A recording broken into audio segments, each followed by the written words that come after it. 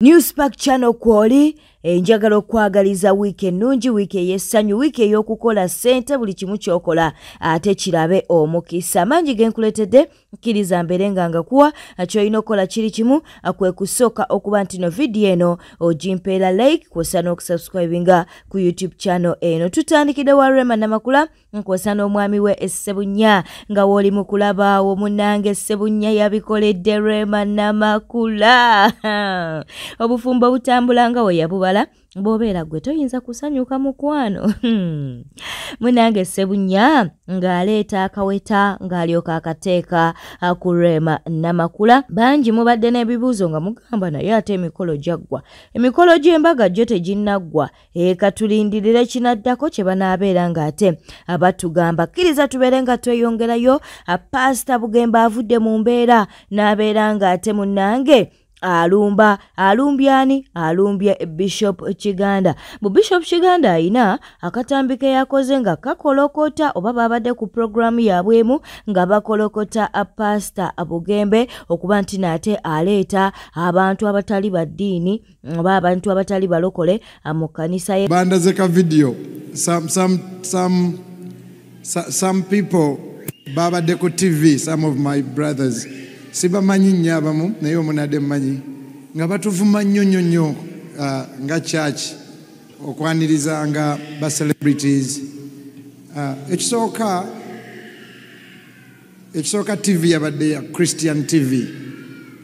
So nenjagala okusaba bannyini, if you are a pastor or a TV or a bishop and you own a TV and then your people ne batuddako ne batuvuma nga mulina ennamba yange, call me ongambe kino sikitegeera ne kino sikitegeera, so that the Christian media is used for glorifying God. Then too, benalabye babadde bayombe nnyo about lwaki tukyaza ba celebrities ku church. Batuvumye n'ebigambo bingiko. Nze ndowooza emmundu muzitunuza wakyamu, si ffe bwe mulina okkuba. Emmundu eristan ffe mutusabire.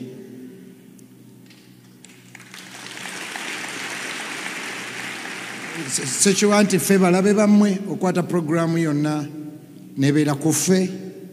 Ndowooza, I don't think we are your enemies. I think we are on the same side. We may disagree or agree, but you used all your airtime okuvuma ffe. Then 3, I wanted sitera kudamba naye nakirabye yesterday. Honestly, I really watch kubanga buli bw'onaalaba ennyo gyammenyeko omutima oleme kukola mirimu. But somehow yesterday I landed on it. Nadde ntambuza nga ndaba Papa banetusaasira abakatuliki. May the Lord comfort you. Kakati nengwa ku eyo video nga banyiivu nnyo. Then oli yabuuziza kati bukyanga babaaniriza ba celebrities, bukyanga edda nedda ani yalokoka? Ani yalokose? Nenga ekisookera ddala omulimo gw'omulimi yasiga n'afukirira Katonda yakola ki? Yameza. Ekirala kyabadde ki? I wanted to answer those things. Nti baserebu bajja wano nga bagenda kukola concert z'ensi ne tubasabira. Literally church tugifudde ekintu bwe kityo. Ekyo nakyo kankiddemuko. Obadde oyagala bagende mu ssabo.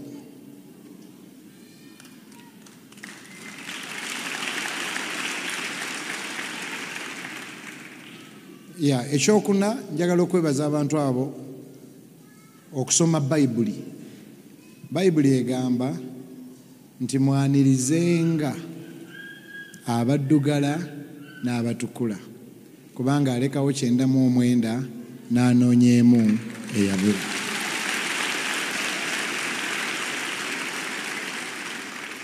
Pozi n'ekisembayo njagala obbasaba ababadde batuvumira ku eyo TV ate nga yabalokole, mutusabire nnyo tuwangaale kuba nalabye engeri gye mutufollowingamu, muli so updated. So we lindako mutusabire tuwangaale kuba bwe tufa mulina wakuvuma.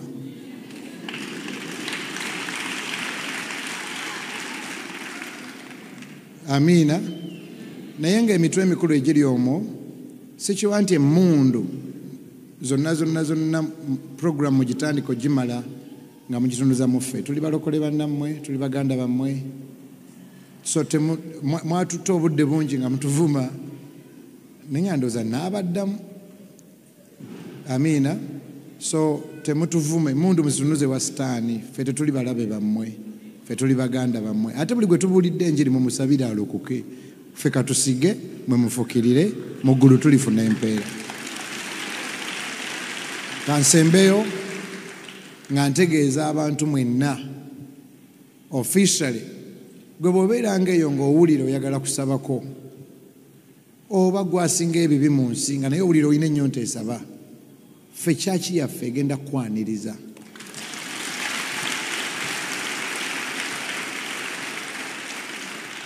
We are very, very open.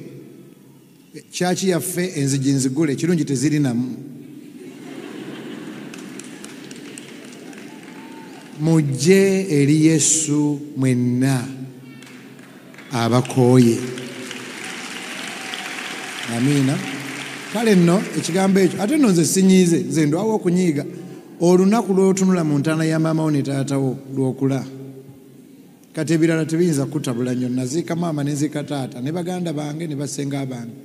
Kati anvumye ku TV tekiba kizibu. Olunaku lw'oteeka ettaka ku maama wo ne taatawo n'omanya nti kati ndiwo ku bwange na Katonda. Ebirala tisi nsonga.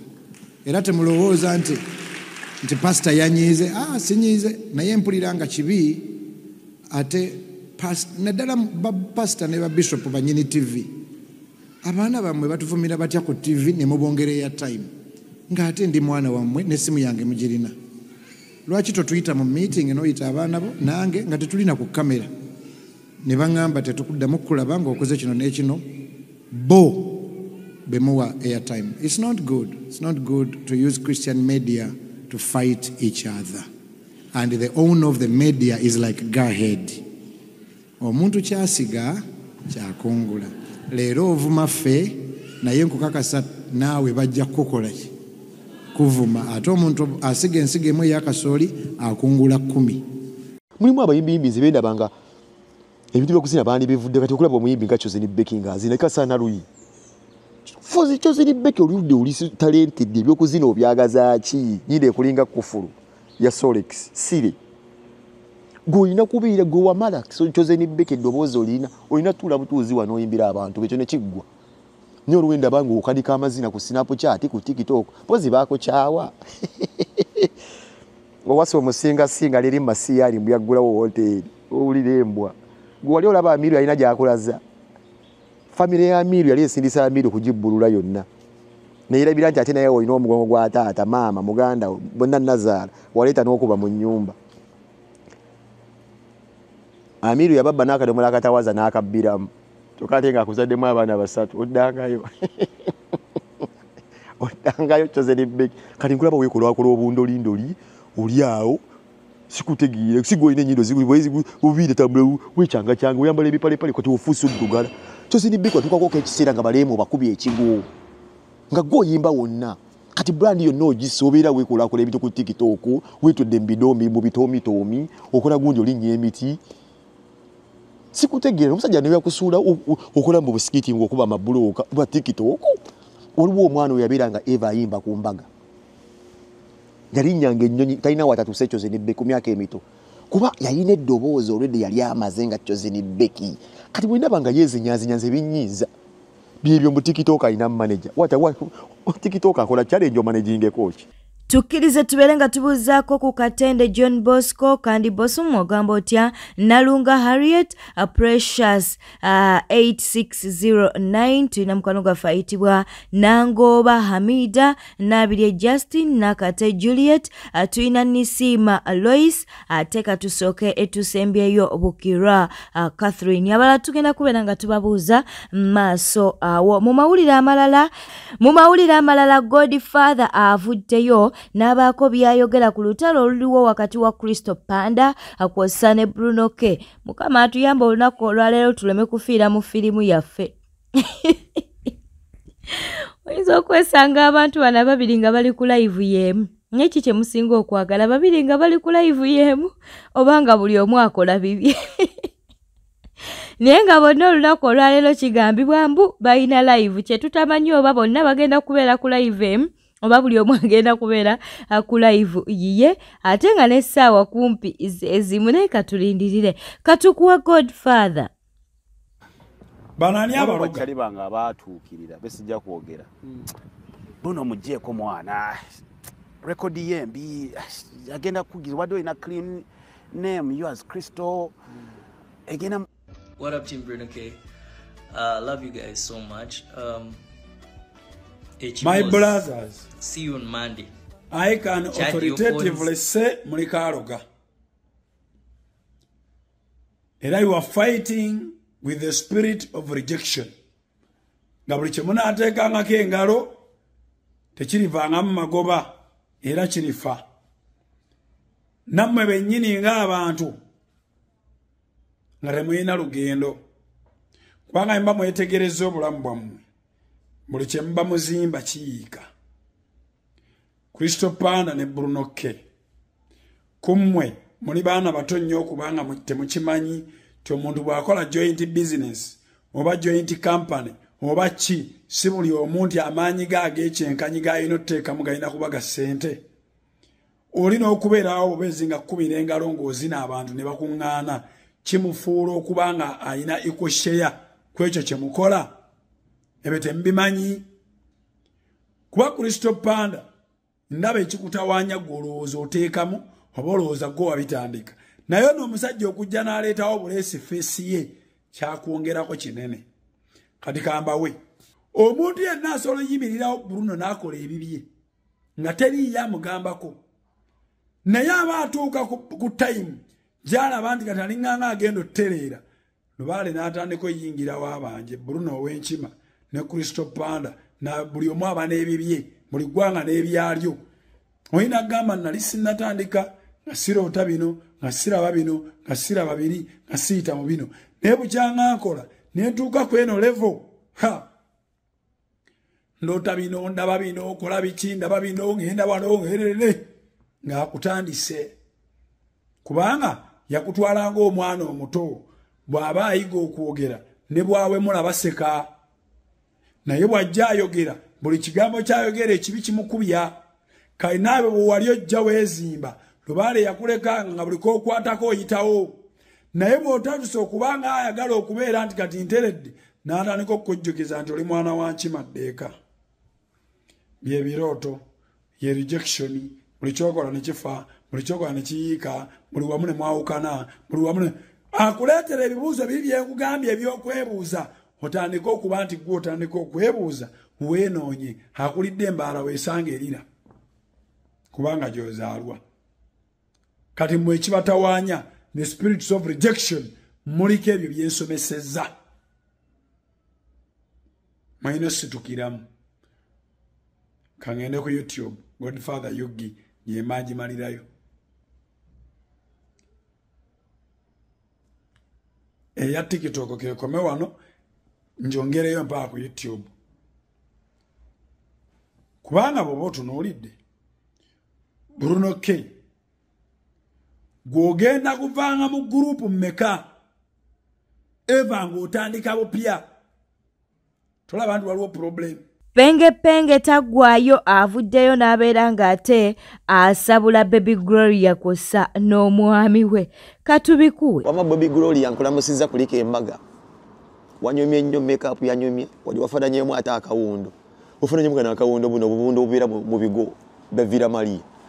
You beautiful girl ne makeup samutegedde wabadde ngo bakugize buno obutama n'obiranga buno obuwundo obubeera mu kasidiro ya Vira Maria naye ng'ate wanyumye nnyo omukolo gwabadde mulungi nnyo abantu babadde wanyumye zayagadde nnyo zi boardings wayambadde kaganda ko kakubeereddemu abazadde babadde balungi naye omukodde mifuneyo ka business omukodde mi Baby Gloria omwami afune ku business ave mbifaananyi ebintu by'okuvuga eggaali n'ogenda nga agenda tukubira kengere nti obifaananyi twava ku mulembe ogwo muteeka abaana baffe ku sheri nti balinde omukubi w'ebifaananyi nti maama w'ebifaananyi wuno nti mugamba akyali omwami mugambe kati tulina amasimu agali simaati kuliko ne bufiruta bwe tuyiteekamu so omufunyewo ka bizinesi akati sente ze mwayolonyeza omukwajja asinga yafunyewo ka bizinesi nene omwami ate saamutegedde muvubuka muntu atalabika bubi ne buno bwasala si butegeera bubanga buseedera bukomera birevu awo busala ne buyingira buno n'abeeranga bano ba Spartan simutegeera mengo omukolo gwabadde mulungi nnyo gwangu ogw'abaana abato malaze ekifaananyi ekirungi nti omuntu w'okula oleeta omusajja ewaka oba oleeta omukyala ewaka kyabadde kyakabi nnyo musajja mugambye buno busidiro sibutegeera buno bwasipota kaasi bwekibukola obusala buyingira bannange baana abato kanve wano bajja atabukidde ababaka abaludde mu paalamenti ng'atandise ne Nambooze simanya Muwanga Kivumbi simanya Ssemujju abo bonna abaludde mu paalamenti amunange abatabukidde tetwagala kuluyisaawo akatambi kaakano Bannayuganda mwena Muwanga Kivumbi Nambooze Mpuuga Ssemujju Sseggona ano mali mu ligimu yali Kasibante yavaayo ye Kasibante ano mali yali mu ligimu ya Sewungu be basajja basinze okulwa mu parliament ate Sekikubo Tinkasimire Nambeshe bonna baludde muki mu Katonda mu kankwe ne history mu Katonda mu ggulu Mpuuga ne Muwanga Kivumbi bakola dati waka mungi Mpuuga Sseggona Muwanga Kivumbi Ssemujju ba Luganda asajja kati Muwanga Kivumbi ate ayina ebizibu bingi yakola ebikolobero bingi Muwanga Kivumbi yatulira ripoti ya Microfinance Support Center Banita Amongo mubegabira sente tajijjanga yogiraga bantu ne mukulu Haruna Kasolo Muwanga Kivumbi yabba sente za cooperative ezo zo bazimuteekerako ddala okimanyi kati bayina date waka go bazze bazanya kati jukira tulina bannayuganda abawumba tutu abagoberera omuyonderero kakati bwolaba ng'omuntu yeefuula tumaki kirini omwegenderezanga kwezi bwezijanga ne gavumenti siina nsobi nga bajja onnegenderezanga kakati Muwanga Kivumbi ali mu kuzanyira bannayuganda ku mutwe kwefuula ati ali ku byabwe kumbe ali mu ggula buganzi kuba Butambala badde bamukoowa kubanga Butambala bamukola ki kubanga Muwanga Kivumbi bazanye ne Museveni emyaka 2 era ekisinga okunnuma mu opposition kugamba nti muleka yaba mujja yaba zinalija gawabe w'ekikwekweto tabasijja bano bonna nga bamenya 20 bonna bave mu parliament badde bweru kubanga Muwanga Kivumbi kyeyandibadde akola nga kiyamaani wa Buganda yandibadde ate yagatta Bugandako kasi naga kagenda kunoonya Bampuuga ngenda kunoonya Babedi Bwanika nga tali mawulire kwezikiriza gana nti Muwanga Kivumbi ali mukola kibayita busy for nothing ali mukabampana abantu bamuwane nekyayogera sikyategeeza ku mutima ye kubanga bamanyi nti bannayuganda bano boyogera batayagala kuwulira bakukyawa kyekigaana nupu okugendako mu bitundu ebirala ne kwa press conference nga bwegikuba mu Buganda ati balinayo maanyi simanyi balina kuzimba structures okuva wansi agamanyi Muwanga Kivumbi gakozesa ekavule singa gatadde busoga eno kiriza tubuzeeko ku Nisima Alois tulina mukwano gwaffe ayitibwa Rema Witi waliwo mukwano gwaffe ayitibwa Namuli Eva Kutosi Godrin waliwo Akim Kiseka nitubeera ne Rosie Kabahuma tulina mukwano gwaffe ayitibwa Namuleme Sara twagala okubuuzaako ku Darat Namutebi Kagude Chais omwami Musisi Jona Sesanga ate nga twagala okubuuzaako ku Idi Mubaraka ogamba otya ne Wumal Kasumba bwe tweyongerayo munnange mu mawulire amalala nga video eno woogimpeera like nkujjukiza nti sooka subscribing likinga lekawo bakabwawo mu comment section olwo noobeere ng'onyumirwa amawulire kw'ossa n'olugambo lwetuba atukufunidde oba lwetuba atukuleetedde kyebakoze Namukasa Bunamukasa si mulungi yensonga lwaki baamumma omulimu akatambi kaakano Kasa yenja mwatulira ekyamumisa omulimu okusipaaka mubi you are ugly nze nja kubuulira amazima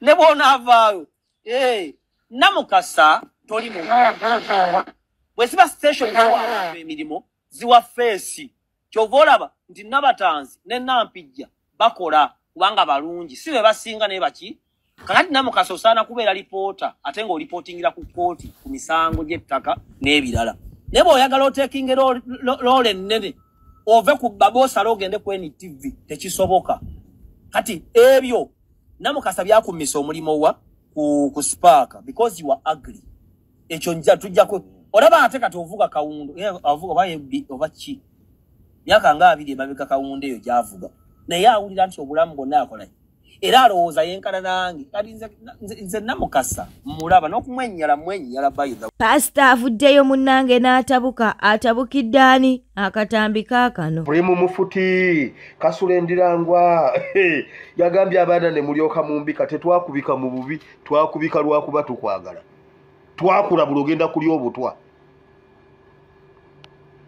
kakati mbuno oli mulamu tetwakula bulanga nagenda wa Museveni ne tugamba tokwata kimotoka mu esi yakyo mu batadde obutwa kati ndabye Kasule Ndirangwa muwanvu bwati alinga kakwenza si mu bubi naye nga twakulabula olekeredde okuvumirira yakuwa obutwa ovumirira yakubika mu Buganda bwe bakubika ng'oli mulamu ogamba abise yabikanga oyongera mwebaza gundi okubika ng'oli mulamu bannange Kasule Ndirangwa nkugambye kati n'amala ayimirira ne kakwenza lwaki ogw'okulya gwasuula Ndirangwa mu kita omusajja yalina ekitiibwa ogenda wa Museveni kunona yoki butubagamba nga mugamba mbuno tuyogera bubi abaana ne bambika ku mitimbagano ffe twakola obubi osinga eyakuwa obutwa ye nga tomwogerako kyo kikuluma nedda Ndirangwa kiki ekikuluma kati ekiso ky'embuzi kirekeredde eyase kitunulira abaaga ffe twakubika lwakukwagala era ffe tubanga tubika mu Buganda bagamba abise yabikanga kitegeeza goba bwete etambudde obadde mulabi mulungi walekwekumira ku Newspark channel kati kusaba obeere ng'osubscribinga olikinga akwasa n'okuleka obubaka bwawo mu comment section. Manda ennungi beera bulungi weekumireko eno yokka tujja kubeera nga tukuwa amawulire amalala ge tunaaba tufunyeewo.